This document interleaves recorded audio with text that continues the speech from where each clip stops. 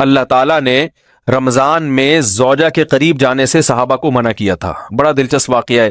رمضان کی راتوں میں بھی زوجہ کے قریب جانے سے منع کیا تھا. ایک صحابی تھے، وہ رات میں کہیں چلے گئے. اب بڑے پریشان ہوئے، رسول اللہ صلی اللہ علیہ وسلم کے پاس آئے، عرض کیا یا رسول اللہ مجھ سے غلطی ہوئی، رمضان کی رات میں میں نے اپنی زوجہ کے قریب چلا. آپ نے فرمایا کیوں؟ وہ بڑا دلچسپ سا واقعہ ہے، بس بظاہر تھوڑا حیا کے خلاف بھی ہے لیکن اتنا بھی نہیں ہے. وہ کہہ رہے میری زوجہ کہیں پانی بھرنے کے لیے جا رہی تھی، ان کی پنڈلی کھلی تو میری نظر بیوی کی پنڈلی پر پڑی اور میں بس پاگل ہو گیا بیوی کے عشق میں. میں یہ اس لیے بیان کر رہا ہوں کہ جو لوگ نظر کی حفاظت کرتے ہیں وہ بیوی کے عشق میں پاگل ہوتے ہیں. جو دن رات انٹرنیٹ پر پنڈلیاں دیکھتے رہتے ہیں انہیں بیوی کی پنڈلی بھی کیا شکل بھی اچھی نہیں لگتی ان کو. بد نظری کا یہ عذاب ہے، وبال ہے کہ جو اللہ نے گھر میں آپ کے لیے بٹھائی ہے وہ آپ کو اچھی نہیں لگے گی. تو نظر کی حفاظت کیا کرو، اس سے آپ کو اپنی بیوی سے عشق ہوگا، محبت ہوگی. بات آ رہی ہے سمجھ میں؟ تو اب دیکھو کیسا روزے کی حالت ہے. رمضان میں پابندی ہے، اسلام میں حکم تھا جو رمضان میں بیوی سے ہمبستری کرے گا 60 روزے لگاتار رکھنے پڑیں گے. کتنا بڑا جرم، لیکن صحابی سے برداشت نہیں ہوا. صرف زوجہ کے پاؤں پہ نظر پڑی ہے تو وہ کیسے بیوی سے محبت کرتے ہوں گے اور وہ بیوی کے بغیر رہ سکتے ہوں گے. اور آج لوگوں کے فون آتے ہیں ہماری بیگم جس میگے جاتی ہے اتنی خوشی ہے، ایسا اچھا سا فیل ہوتا ہے، ایسا عجیب سا محسوس ہو رہا ہوتا ہے جیسے آزاد ہو گئے. تو میں کہتا ہوں ظاہر ہے اب تمہیں موقع مل گیا کنڈی لگانے کا، ٹھیک ہے نا، اور آنکھ مٹکے کرنے کا، تو خوش تو ہوگے.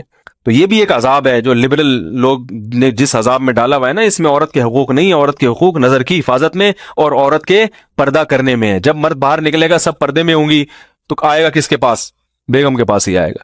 تو اتنے منہ کالا کرنے کے راستے کھول دیے ہیں تو ظاہر ہے پھر کامیاب ازدواجی زندگی نہیں ہوتی. تو نبی کے پاس آئے، عرض کیا یا رسول اللہ میں برداشت نہیں کر پایا. تو آپ مسکرا دیے. تو وہ نبی کے پاس گئے، یا رسول اللہ ایسے ہوا، مجھ سے غلطی ہو گئی. تو آپ نے فرمایا کیوں؟ فرمایا ایسا ہو گیا تھا. تو آپ صلی اللہ علیہ وسلم نے فرمایا 60 روزے رکھو لگاتار. انہوں نے فرمایا ایک کی طاقت نہیں ہے، اس میں یہ ہو گیا 60 کیسے رکھوں گا، نہیں ہے طاقت 60. آپ نے فرمایا ٹھیک ہے پھر 60 غریبوں کو 2 ٹائم کا کھانا کھلاؤ. فرمایا اس کی بھی طاقت بولو بھائی نہیں ہے. اتنے میں ایک صحابی لائے کوئی چیز صدقہ کرنے کے لیے. تو آپ نے فرمایا چلو اصل حکم تو یہی ہے کہ 60 روزے یا پھر 60 غریبوں کو کھانا، وہ نہیں تو چلو فی الحال ان کو تنبیہ کے لیے کچھ ان سے صدقہ کروا لیتا ہوں. فرمایا چلو یہ فلاں خیرات کی ایک چیز لے کر آئے ہیں، تم یہ لے کے غریبوں میں بانٹ دو. انہوں نے فرمایا مجھ سے زیادہ غریب پورے مدینہ میں بھائی کوئی بھی نہیں. آپ صلی اللہ علیہ وسلم مسکرانے لگے، فرمایا جاؤ کھاؤ اور بچوں کو کھلاؤ. اور بھائی غلطی بھی ہوئی اور گھر میں راشن بھی آ گیا. تو اس کے بعد قرآن کی آیت نازل ہوئی کہ احل لکم لیلۃ الصیام الرفث الی نسائکم ہن لباس لکم وانتم لباس لہن علم اللہ انکم کنتم تختانون انفسکم فتاب علیکم وعفى عنکم فالآن باشروہن وابتغوا ما کتب اللہ لکم. فرمایا اللہ کو بتایا کہ تم اس حکم پر عمل نہیں کر سکتے، لہٰذا رمضان کی راتوں میں تمہیں اپنی بیوی کے پاس جانے کی اجازت ہے، لہذا ان کے پاس جایا کرو اور اس اولاد کو تلاش کرو جو اللہ نے تمہارے مقدر میں لکھ دی ہے. قرآن جہاں بھی بیوی سے ریلیشن قائم کرنے کی بات کرتا ہے اولاد کا ذکر لازمی کرتا ہے، یعنی تلاش کرو اس اولاد کو جو اللہ نے تمہارے لیے لکھ دی ہے. ما کتب اللہ لکم، ما کتب اللہ علیکم نہیں ہے.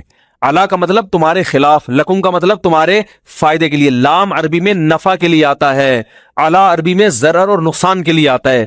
فرمایا یہ نہیں کہ اس اولاد کو تلاش کرو جو بطور پینلٹی کے اللہ نے تمہارے متھے لگا دی ہے، جو اللہ نے تمہارے فائدے کے لیے لکھ دی ہے.